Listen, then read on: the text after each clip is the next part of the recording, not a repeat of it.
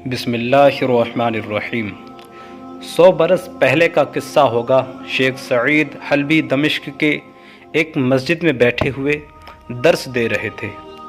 اتفاق سے اس دن ان کے پاؤں میں تکلیف تھی اور پاؤں پھیلائے بیٹھے تھے، اور جیسا قاعدہ ہے کہ استاد پشت بقبلہ ہوتا ہے اور اس کے شاگرد سامنے بیٹھے ہوتے ہیں، لہٰذا استاد کا چہرہ دروازے کی طرف تھا اور پشت قبلے کی طرف تھی اور پاؤں دروازے کی طرف پھیلے ہوئے تھے۔ اس وقت مصر کی سلطنت کے بانی محمد علی پاشا کا بیٹا ابراہیم پاشا ملک بھر میں بڑا سفاک اور جلاد مشہور تھا۔ وہ شام کا گورنر تھا اور اس کی صفا کے قصے لوگوں کی زبانوں پر عام تھے۔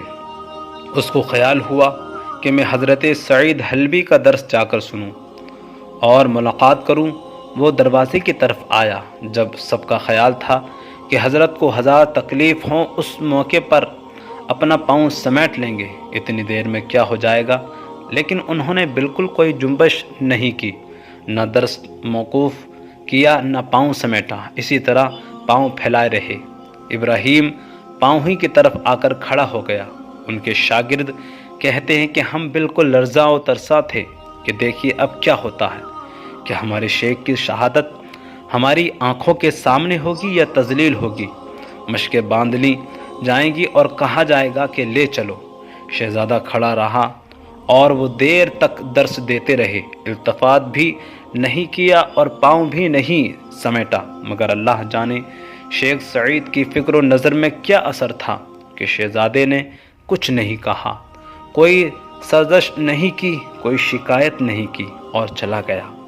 سننے والی بات جو ہے وہ یہ کہ گورنر کچھ ایسا معتقد ہوا کہ اس نے جا کر اشرفیوں کا ایک توڑا غلام کے ہاتھ بھیجا اور کہا کہ شیخ کو میرا سلام دینا اور کہنا کہ یہ حقیر نذرانہ قبول فرمائیں۔